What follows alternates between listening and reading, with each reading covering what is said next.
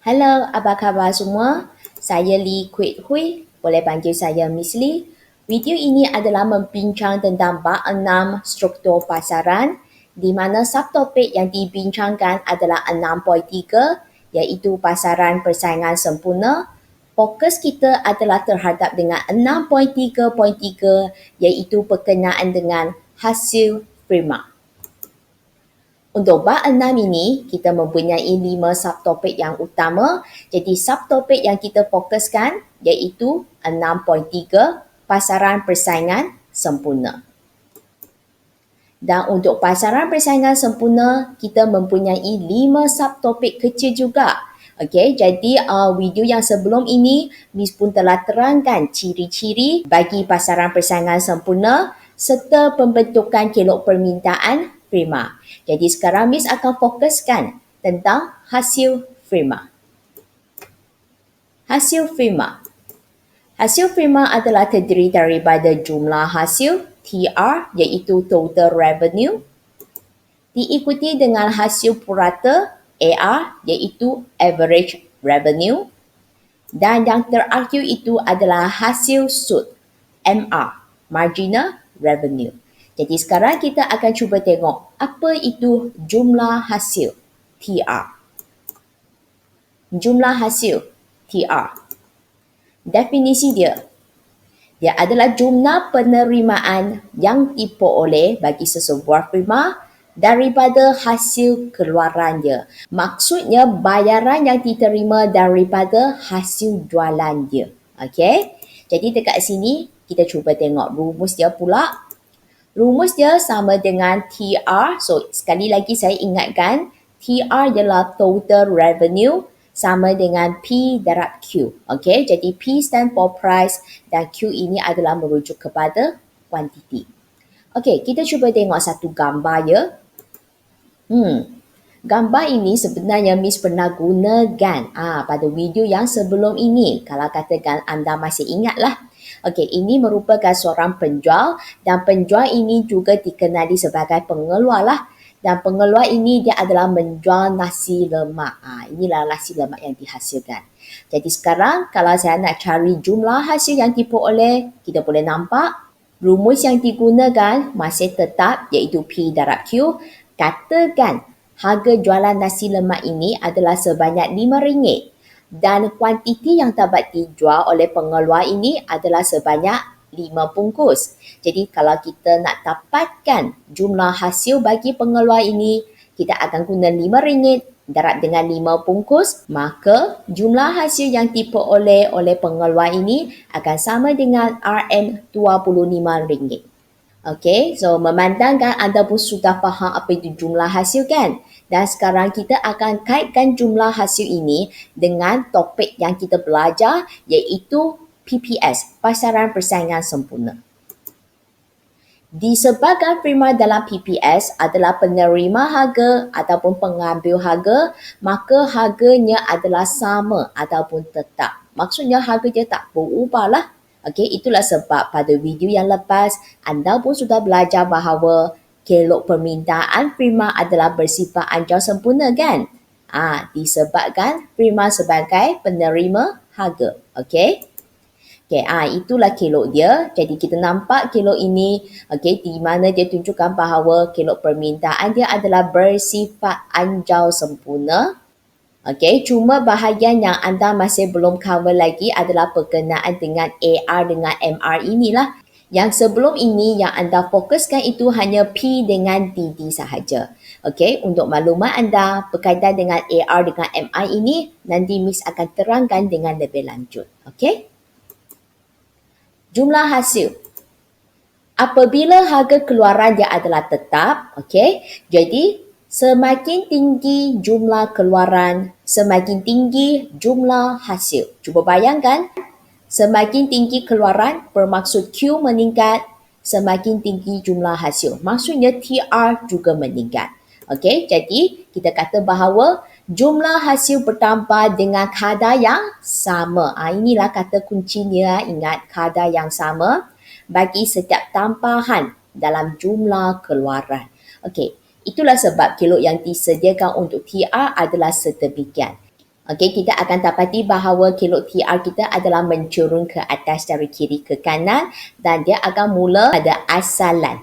Okey, dan tadi sudah tunjuk bahawa semakin tinggi keluaran, cuba tengok dari segi kuantiti dia, Q meningkat, semakin tinggi jumlah hasil. Boleh nampak TR dia pun meningkat. Dari TR kosong ke TR1, Q pun meningkat dari Q kosong ke Q1. Okey, jadi itu adalah berkaitan dengan jumlah hasil. Okey, seterusnya kita akan sambung dengan hasil purata iaitu AR. Hasil purata AR. Definisi dia. Jumlah hasil bagi seunit keluaran. Okey, boleh nampak seunit. Kalau seunit ini maksudnya kena bahagi. Okey, juga sama jumlah hasil itu TR, lepas tu keluaran itu adalah berkaitan dengan Q. Dengan reti kata lain, rumusnya akan jadi AR sama dengan TR bahagi dengan Q. So bahagi itu merujuk kepada seunit. Okey, dan kita sambung lagi, TR ini maksudnya P darab Q kan? Jadi kalau saya nak terangkan rumus ini dengan lebih lanjut lagi, dia akan jadi P darab Q bahagi dengan Q. Okey, Q dengan Q ini kita akan masukkan dia, okey, dan jadi dia akan tinggal P sahaja. Maka akhirnya kita akan kata bahawa AR sama dengan P. Jadi itu adalah berkenaan dengan AR. Kita teruskan dengan hasil sud iaitu MR. Hasil sud MR. Definisi dia. Tambahan jumlah hasil kesan daripada tambahan satu unit keluaran. Okey, pelajar boleh nampak ada jumlah hasil dekat sini. Cuba tepan dia terdapat perkataan tambahan. Kesan daripada tambahan satu unit keluaran. Cuba tengok belakang dia keluaran. Keluaran dekat sini adalah merujuk kepada Q lah. Dan kalau tambahan satu unit itu merujuk kepada perubahan juga. Okey, jadi rumus dia akan jadi MR sama dengan perubahan TR. Yang ini tambahan jumlah hasil. Kesan daripada, that's why kita bahagi kat sini. Daripada tambahan satu unit keluaran. Jadi tambahan dekat sini adalah merujuk kepada perubahan ini. Jadi perubahan Q. Maka rumus MR sama dengan perubahan TR bahagi dengan perubahan Q. Juga sama, kalau saya nak terangkan rumus ini dengan lebih lanjut lagi, perubahan TR dekat sini, pelajar sudah tahu kan? PR itu kan sama dengan P darab Q, maka yang perubahan ini adalah merujuk perubahan Q darab dengan P. Bahagi dengan perubahan Q. Jadi perubahan Q ini, okey, kita masukkan dia. Jadi akhirnya kita akan dapati bahawa MR sama dengan P. Okey, jadi itu adalah berkenaan dengan hasil sud MR. Setelah kita tengok berkenaan dengan hasil prima yang terdiri daripada TR, AR dan MR, jadi sekarang saya nak terangkan hubungan, okey, antara AR dengan MR ini. Jadi marilah kita tengok apakah hubungan bagi AR dan juga MR ini. Hubungan dia. Okey, tadi berkaitan dengan rumus tadi, kan kita kata AR sama dengan TR bahagi Q kan? So, TR iaitu P darab Q dan akhirnya kita dapat AR sama dengan P. Berkaitan dengan MR, MR sama dengan perubahan TR bahagi perubahan Q, di mana perubahan TR ini sebenarnya sama dengan P darab dengan perubahan Q bahagi dengan perubahan Q. Okey, yang ini kita selesaikan. Jadi akhirnya MR sama dengan P. Okey, pelajar boleh nampak ini P kan? Ini pun P kan? Ini MR. Ini AR. Dengan reti kata lain, kita dapati bahawa sebenarnya P sama dengan MR juga sama dengan AR. Okey, dan seterusnya kita cuba tengok yang kedua. Kan sebelum ini anda sudah belajar bahawa prima dalam PPS sebagai penerima harga kan? Disebabkan dia sebagai penerima harga, maka P sama dengan DD. Itulah sebab kita dapat terbitkan kelok permintaan prima yang bersifat anjal sempurna. Masih ingat tak? Okey, jadi apabila anda gabungkan semua benda ini yang pertama, ini yang kedua, dengan ini yang ketiga, wujudlah syarat PPS. Okey, iaitu P sama dengan AR, sama dengan MR, sama dengan DD. Ingat, ini adalah syarat bagi pasaran persaingan sempurna.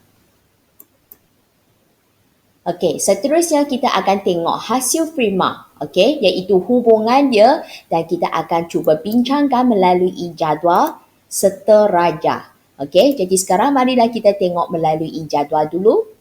Okey, ini adalah jadual yang diberikan.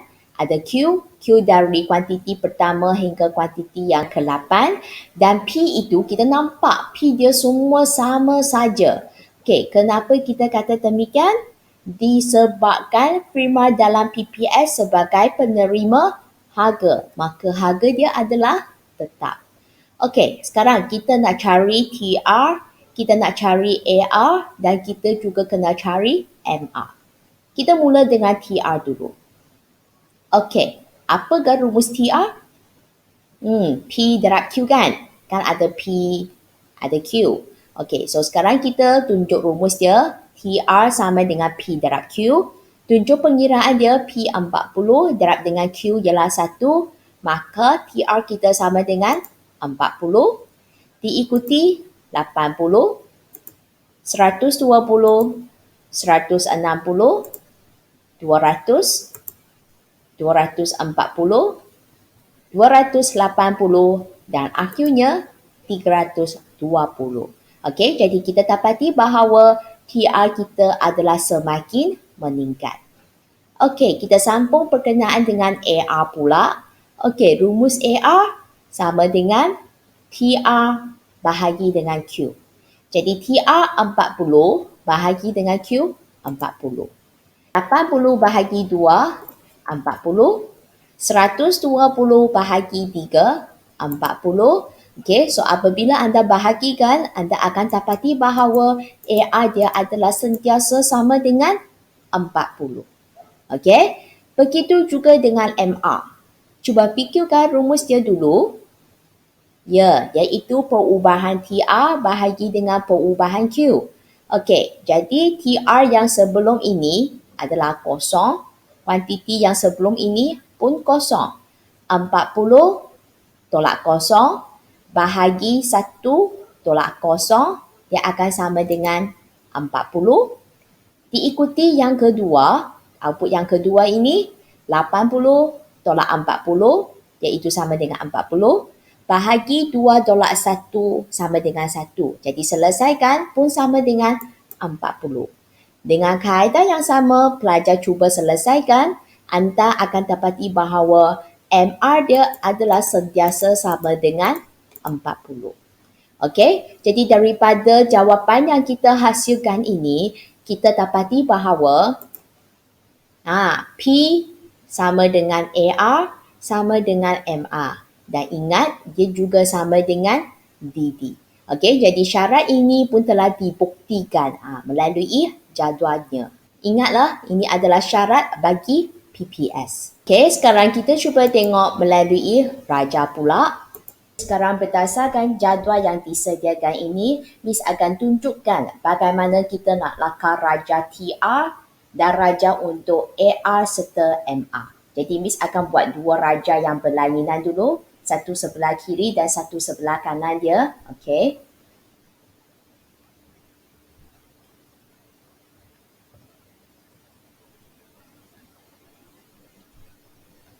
Okey, jadi yang sebelah sini punya adalah jumlah hasil. Yang ini Miss akan tunjuk tentang AR serta MR. Jadi untuk yang sebelah kiri punya, okey, Miss akan labelkan TR dulu. Okey. TR kurungan RM. Yang ini asalan. Dan paksi X dia kita labelkan Q kurungan unit. Sebab berdasarkan jadual ini. Okey, jadi sekarang kita cuba tengok TR.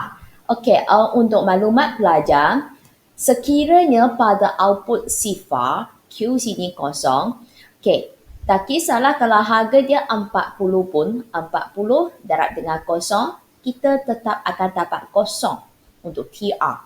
Dengan reti kata lain, kita punya TR apabila pada output sifar itu, dia akan sama dengan sifar. Bermaksud kita akan mula dekat point ini. Okey, kemudian kita akan dapati bahawa apabila output semakin meningkat, TR kita juga semakin meningkat. Okey, dan dia adalah bertambah dengan kadar yang sama. Okey, apa maksudnya bertambah dengan kadar yang sama? Okey, kita cuba tengok ya. Okey, beza antara 80 dengan 40 sini adalah 40. Beza antara 120 dengan 80, 40. 160 dengan 120 juga 40 dan begitu juga dengan yang seterusnya. Okey, jadi itu bermaksud TR dia meningkat tetapi dia adalah meningkat dengan kadar yang sama. Dengan reti kata lain, kelok TR kita akan mencerun ke atas dari kiri ke kanan dan pastikan dia adalah mula daripada asalan yang kita kata apa masa kita sediakan kelok TR itu dia macam 45 degree. Okey, jadi itu adalah TR. Okey, dan jangan lupa labelkan TR. Okey, kemudian untuk yang ini pula, okey juga sama sediakan asalan, yang ini Q kurungan unit. Dan seperti tadi yang telah ditunjukkan, kita dapati bahawa dalam jadual ini, kita dapati P sama dengan AR sama dengan MR. Dan kalau ikut syarat bagi PPS, P sama dengan AR sama dengan MR, dia juga sama dengan DD. Dan pada video yang lepas, Miss pun sudah tunjukkan bahawa kelok permintaan firma bagi PPS adalah bersifat anjau sempurna akibat firma berperanan sebagai penerima harga. Okey, jadi dekat sini, ini kita akan, biasanya kita letak P sahaja kan, P sini Q kan. Tetapi kali ini, kita bukan saja letak P. Sebab ada R. R stand for revenue, iaitu hasil. Jadi dekat sini kita tambah lagi, ada P, ada R, lepas tu kurungan RM. Okey, dan anda pun sudah tahu dia adalah bersifat anjau sempurna. Lukis saja kelok permintaan yang bersifat anjau sempurna. Itulah dia. Dan jangan lupa labelkan ini P sama dengan AR, sama dengan MR dan juga sama dengan DD. Okey, untuk maklumat anda, kalau katakan ini adalah soalan kuantitatif, jangan lupa kan P sama dengan AR sama dengan MR sama dengan DD kan? Pada masa itu angka dia sama dengan 40. Okey, boleh tulis 40 kat sini. Untuk yang TR punya pun sama, kalau katakan ini adalah soalan kuantitatif, pelajar kena tunjukkan sekurang-kurangnya 2 titik. Okey, Miss cuba tunjukkannya. Kalau katakan pada Q2, output 2, okey, sentuh TR. TR kita berapa? 80. Tunjuk macam ini. Buat lagi satu. Katakan sekarang nak tengok yang 5 pula. 2, 4, sini 5 lah katakan. Okey, yang ini 5. Buat total line. Sini akan jadi 200. Itulah maksudnya. Okey, kuantiti meningkat, jumlah hasil pun meningkat. Jadi itu adalah cara kita nak sediakan raja bagi TR serta AR dan MR. Okey, jadi adakah anda memahami tentang penerangan Miss? Okey, kalau anda suka penjelasan Miss, ingat subscribe channel saya ya. Bagilah sokongan sikit kepada Miss. Okey? Okey, seterusnya, marilah kita masuk sesi soal jawab. Sesi soal jawab. Soalan dia. Nyatakan rumus berikut. Okey, jadi untuk rumus yang pertama ini adalah jumlah hasil iaitu TR, total revenue. Cuba fikirkan apakah rumusnya. Okey, rumus TR sama dengan P darab dengan Q. Okey, seterusnya. AR, average revenue, iaitu hasil purata. Apakah rumus dia pula? AR sama dengan TR bahagi dengan Q. Dan rumus yang terakhir itu adalah MR, Marginal Revenue, okey, iaitu hasil sud. Apakah rumus dia? MR sama dengan perubahan TR bahagi dengan perubahan Q. Jadi pastikan anda ingat ketiga-tiga rumus ini. Okey? Kita sambung soalan yang seterusnya. Nyatakan syarat bagi pasaran persaingan sempurna. Okey, cuba fikirkan apakah syarat. Okey, jadi syarat bagi PPS adalah P sama dengan AR sama dengan MR dan juga sama dengan DD. Pastikan anda ingat syarat PPS ini. Okey, dengan demikian selesailah perbincangan kita yang berkenaan dengan hasil firma. Jadi untuk video yang seterusnya, Miss akan fokus tentang keseimbangan firma dalam jangka masa pendek. Sekiranya anda suka video ini, ingat subscribe channel saya. Okey, jangan lupa tekan notification bell ini supaya anda tahu ada video baru yang di-upload. Like serta sharekan video ini kepada rakan-rakan anda. Jikalau anda terdapat sebarang pertanyaan yang berkenaan dengan video ini, bolehlah tinggalkan soalan anda pada ruangan komen. Okey? Saya Lee Kwek Hui, saya merupakan pensyarah ekonomi dari College Matrikulasi Perak. Saya juga merupakan peserta bagi Akademi YouTuber Guru Malaysia. Terima kasih kerana menonton video ini. Harap video ini sedikit sebanyak dapat membantu anda dalam pembelajaran ekonomi. Okey, kita jumpa lagi pada video yang seterusnya. Bye-bye.